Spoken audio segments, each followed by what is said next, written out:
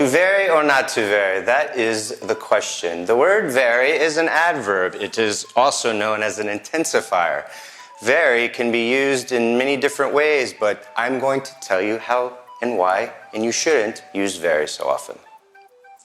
For example, instead of saying very cold, you can say freezing cold.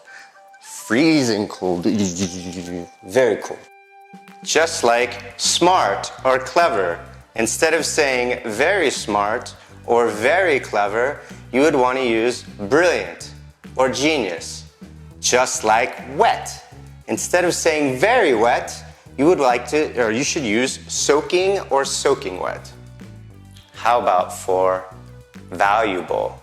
Instead of saying very valuable, a lot of people will say priceless, just like angry. Instead of saying very angry, people will say furious. When it comes to food, people say very good or very tasty.